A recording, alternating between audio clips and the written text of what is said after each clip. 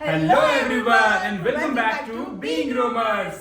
सो guys, गर्मी की छुट्टियां शुरू हो चुकी है, जून जुलाई का मौसम आ चुका है and you must be planning your trips with your friends and families. So guys, आज की वीडियो में हम डिस्कस करने वाले हैं कि आपको जून और जुलाई में कहां कहां घूमना चाहिए, कैसे घूमना चाहिए, कितना खर्चा आने वाला है और कौन कौन से प्लेसेस आप कवर करने वाले हो। सो इस वीडियो के अंत तक बने रहना और अगर आप इस चैनल पे नए हो तो do subscribe to our channel and press the bell notification. See you later. Bye. तो गाइज, हमारे लिस्ट पे पहला डेस्टिनेशन है कश्मीर। एंड कश्मीर को ऑफ्टन इंडिया का ताज भी कहते हैं, यानी क्राउन कहते हैं। और कहा जाता है heaven isn't too far if Kashmir is your destination. और ये बिल्कुल सही बात है गाइज, क्योंकि धरती पे अगर कहीं स्वर्ग है तो कश्मीर में है। तो गाइज, वैसे तो कश्मीर को घूमने के लिए कोई मंथ की जरूरत नहीं है, क्योंकि Kashmir all around the year accessible है और ढेरों सारे टूरिस्ट हर महीने कश्मीर जाते हैं। बट हम आपको बताने वाले हैं कि जून एंड जुलाई एक परफेक्ट मंथ क्यों है कश्मीर ट्रैवल करने के लिए। क्योंकि जून और जुलाई में न ज़्यादा ठंड होती है न ज़्यादा गर्मी, और आप इसके साथ साथ बर्फ भी देख सकते हो। सो नाउ लेट्स डिस्कस कि आप कश्मीर में क्या क्या कवर कर सकते हो या क्या क्या देख सकते हो। सो गाइस, जनरली लोग कश्मीर जाते हैं तो उनके पास डेफिनेटली 5 से 6 दिन होते हैं। बट अगर आपके पास 6 से 7 दिन हैं या इवन 8 दिन हैं तो आप अच्छे से कश्मीर को कवर कर सकते हो। पूरे कश्मीर में जो मेन टूरिस्ट डेस्टिनेशंस हैं गाइस, वो है श्रीनगर, गुलमर्ग, पहलगाम और सोनमर्ग, जहां की ढेर सारे टूरिस्ट घूमने जाते हैं। बट अगर आपके पास एक्स्ट्रा दिन है और कुछ आप नया या ऑफबीट ट्राई करना चाहते हो, कश्मीर में ऐसी ढेर सारी जगह है गाइज जहां पे आप जाके एंजॉय कर सकते हो, अपने आप को रिजुविनेट कर सकते हो। सो हमारे ऑफबीट प्लेसेस में पहले नंबर पे आता है बंगस वैली, अरू valley, Doodh Pathri, Daksum, Sinthan top, Pampore, Nigeen lake, Wular lake. So now let's talk about things to do in Kashmir. So guys, अगर आप श्रीनगर में हो तो शिकारा राइड करना बिल्कुल मत भूलना। और अगर आप थोड़ा सा अनएक्सप्लोर्ड लेक में जाना चाहते हो तो Nigeen lake will be the perfect option for you. इसके अलावा आप कश्मीर में ढेर सारे बाग बगीचे हैं, शालीमार बाग, मुगल गार्डन और क्या कुछ नहीं है करने को गाइज। जब आप गुलमर्ग जाएं तो गुलमर्ग में जाके सबसे मेन अट्रैक्शन है वहां की गंडोला राइड, क्योंकि गुलमर्ग में दुनिया का सबसे हाईएस्ट केबल कार राइड होता है। तो ये एक मेन अट्रैक्शन है, इसे करना बिल्कुल मत भूलना। और इसके फर्स्ट फेज का प्राइस है 950 रुपीज एंड सेकेंड फेज जो कि अफरवत पर्वत तक जाती है उसका भी प्राइस होगा करीब 450 या 500 रुपए। इसके लिए आप ऑनलाइन टिकट बुक करा के जाएं, क्योंकि भीड़ बहुत ही ज़्यादा होती है गाइस। तो हम लोग लिंक डिस्क्रिप्शन बॉक्स में डाल देंगे कि कहाँ से आप ऑनलाइन टिकट बुक करा सकते हो। That is mandatory. अगर आपको फ्रेश स्नो देखना है तो आपको सेकेंड फेज पे जरूर दिखेगा। तो ये चीज़, आप गंडोला राइड पूरी दुनिया में बहुत ज़्यादा फेमस है। कश्मीर में जब आप गुलमर्ग जाएं आप बिल्कुल करना मत भूलना। तो गाइज, हमने कश्मीर में करीब 10 दिन बिताए। ट्रस्ट मी, हमें ऐसा बिल्कुल भी फील नहीं हुआ कि हम अनसेफ हैं।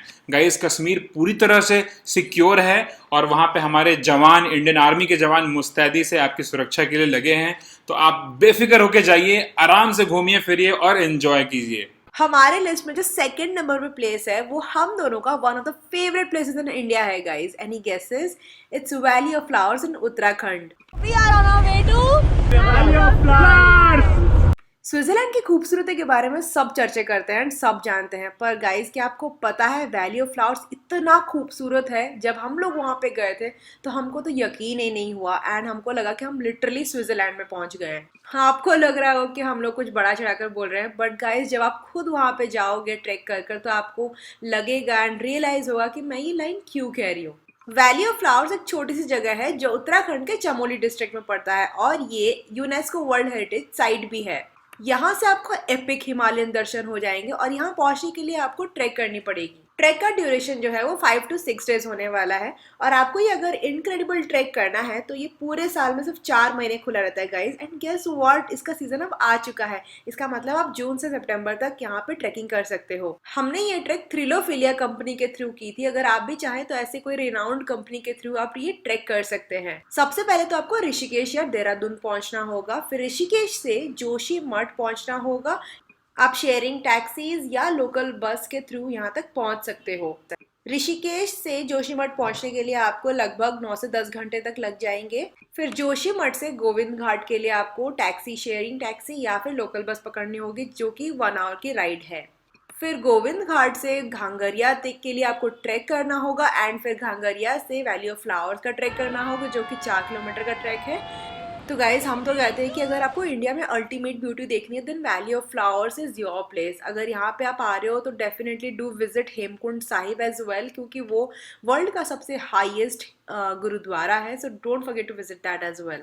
सो वैली ऑफ फ्लावर्स घूमने का जो अप्रॉक्स एक्सपेंस या टोटल खर्चा जो होता है वो आ जाता है 6 to 7 thousand पर person including food and stay. अगर आप कोई कंपनी के थ्रू जा रहे हो तब भी इतना ही खर्चा आएगा, और अगर आप सोलो जा रहे हो तब भी इतना ही खर्चा आएगा।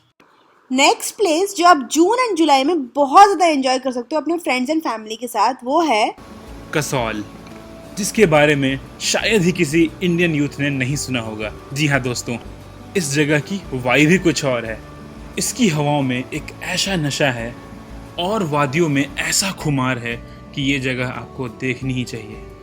कसोल को हिप्पीज पैराडाइज बोला जाता है। जी हाँ गाइज, आप देख सकते हो यहाँ का कल्चर बिल्कुल इजरायली कल्चर से इन्फ्लुएंस्ड है, and you can even spot so many Israelis and other foreigners over here. So now let's talk about places to visit in Kasol. अगर आप कसोल शहर पहुंच ही गए हो तो वहां का हिप्पी मार्केट जाना मत भूलना, क्योंकि ये हिप्पी मार्केट इंडिया का one of the largest hippie market है, जहां से आप ढेर सारे विंटर वेयर और अपने एक्सेसरीज खरीद सकते हो। इसके बाद आप छलाल विलेज और कटागला विलेज ट्रैक करके जाना मत भूलना, क्योंकि you just have to cross the Parvati river, और वहां से मात्र 2 से 3 किलोमीटर के ट्रैक पे आपको छलाल विलेज मिल जाएगा, और वहां से 1 किलोमीटर की दूरी पे कटागला विलेज मिल जाएगा। कसोल से फेमस खीर गंगा का ट्रैक जाता है, जो कि आप कर सकते हो एक दिन लगा के, लेकिन उसके बीच रास्ते में 2 प्यारे विलेज आते हैं जिसका नाम है कलगा और पुलगा। ये जगह अपने हसीन वादियों के अलावा कलरफुल कैफेज और स्टेज के लिए काफी फेमस है। So don't miss out these cafes. Next day पे मणिकरण साहिब पे मत्था टेकने के बाद you can head for Tosh village, जो कि काफी सुंदर है गाइज, और इस वादियों में अलग ही नशा है। तोश कवर करने के बाद आप मलाना भी कवर कर सकते हो, जो कि दूसरी साइड में है, बट आपका पूरा दिन वहां पे जाएगा। जून जुलाई एक परफेक्ट वेदर है कसोल घूमने के लिए, क्योंकि यहाँ पे थोड़ी थोड़ी ठंड होती है और मौसम बहुत ही सुहाना होता है। So just carry a jacket और a fleece and you will be all set in the environment of Kasol. Kasol में आप रिवर साइड स्टे, हॉस्टल्स और ढेर सारे होटल्स के ऑप्शंस हैं, तो आप वहाँ पे आराम से रह सकते हो। चीप से लग्जूरियस ऑप्शंस पे अवेलेबल हैं, तो आप एक्सपेंसेस में 5 से 7 हज़ार रुपये पर पर्सन आप कंसिडर कर सकते हो, और आराम से आप वहाँ 2 से 3 दिन स्टे कर सकते हो। Next place to visit in these months is Darjeeling guys. Darjeeling एक बहुत ही प्यारा सा हिल स्टेशन है जो कि हिमालयन फुटहिल्स पे है, और ये वेस्ट बंगाल स्टेट पे पड़ता है। दार्जिलिंग फेमस है अपने कई चीज़ों के लिए। पहला तो टी स्टेट्स, और दूसरा है यहाँ से आप कंचनजंगा भी स्पॉट कर सकते हो, जो कि इंडिया का हाईएस्ट माउंटेन पीक है।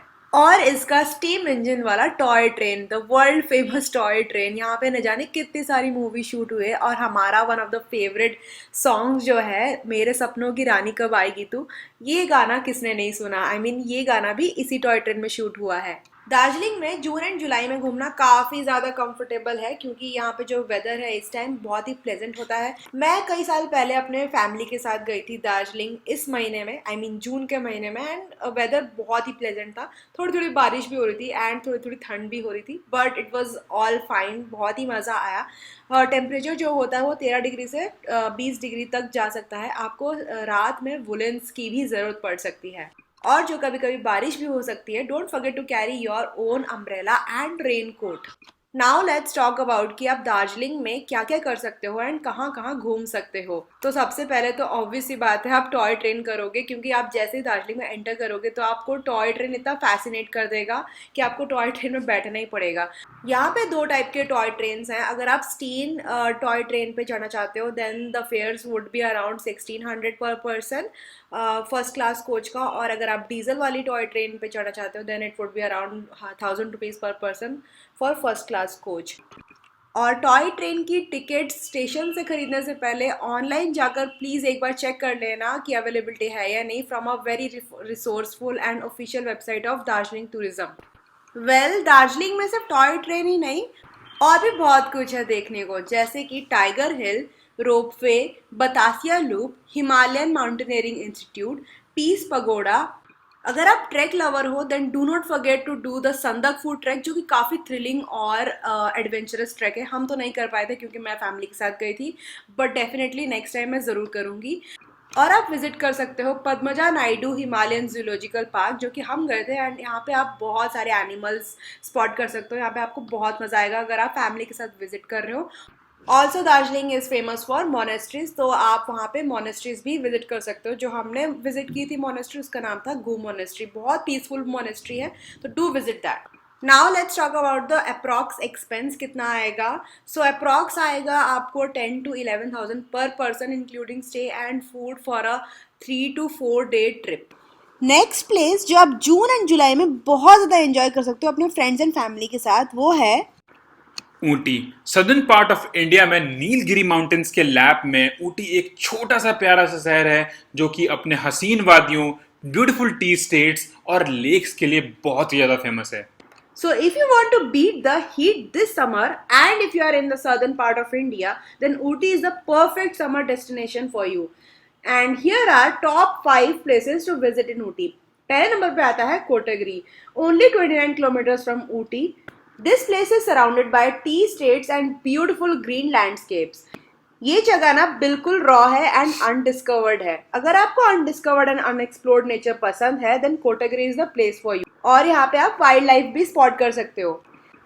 दूसरी जगह है Wenlock Downs nature's trail. It's one of the most scenic points in Ooty. The sprawling meadows of Nilgiris in the frame will make you feel ecstatic. Interesting point ये है कि lot of Bollywood movies like Kuch Kuch होता है, राज are shot here. और अगर आपको green meadows देखना बहुत पसंद है, देन ये जगह आपको बहुत ज़्यादा पसंद आएगी। ऊटी का टॉय ट्रेन तो काफ़ी फेमस है, सबको पता है। And this is one of the most fascinating things to do here in Ooty. याद रहे कि book your tickets in advance, वो भी ऑनलाइन से, which is merely 250 rupees, and get to see the breathtaking view of Nilgiri mountains, green valleys, and जब आप tunnel से भी गुजरोगे तो बहुत मज़ा आएगा। Fourth place is Pykara lake. This is situated amidst lush green Shola forest. Paikara Lake offers peaceful and stunning view of the vast lake and the dam. You can enjoy the speedboat ride for approx 1,000 rupees here for 15 to 20 minutes with your family. One should not miss this scenic ride while in Ooty. Fifth place जो है that is Mudumalai National Park. This is just 45 kilometers from Ooty. This national park is the home for rich flora and fauna. You can also do the safari over here. अगर आप बैंगलोर से ऊटी जा रहे हो, then you have to cross Mudumalai National Park, and you can also spot so many animals like elephants, deers, and tigers too sometimes. Also, this is considered to be one of the most beautiful roads in India. Sixth point है Dodabatta viewpoint. We saw this breathtaking sunset while going to home from this viewpoint, and it's the highest mountain in the Nilgiris. ये तो हो गई बातें सारी places and things to do in Ooty. Now let's talk about कि approx expense कितना आएगा ऊटी घूमने के लिए। तो आपका खर्चा आएगा around 10,000 rupees per person for 3 to 4 days. The last but not the least destination on our list is Wayanad in Kerala, which is also called the Adventurer's Paradise, which is famous for hiking, trekking, mountaineering and camping. Wayanad is very picturesque and has one of the highest tea gardens in the world. It is surrounded by lush green mountains, lakes, and beautiful tea gardens. Now let's discuss what all to explore and cover in Wayanad. You can visit Edikal Caves, Banasura Dam, Chembra Peak, Wayanad Wildlife Sanctuary, Nilimala Viewpoint, waterfalls, and several lakes. When in Wayanad, you can do this very interesting bamboo rafting at Kuruva Islands at only 300 rupees. You can also do the cycling tour and stay at Tree House instead, which is very interesting. Though Wayanad is not directly connected by rail, visitors can take a train till Kozhikode, the nearest railway station to Wayanad. Quite a number of trains connect Kozhikode with major towns and cities on regular basis. After getting down at the station, taxis or buses can be boarded to travel to Wayanad. And the nearest airport from Wayanad is Karipur International Airport, which is 100 kilometers from Wayanad. And via bus, actually bus is the convenient way to reach Wayanad. You can take a bus from Bangalore to reach there, which takes 5 to 6 hours. Now let's discuss approx or average cost of a person per day in Wayanad. If you are a budget traveler, then average cost per day would be around 2,000 to 3,000. But if you love luxury, then Wayanad is your place and you won't find 10k per day.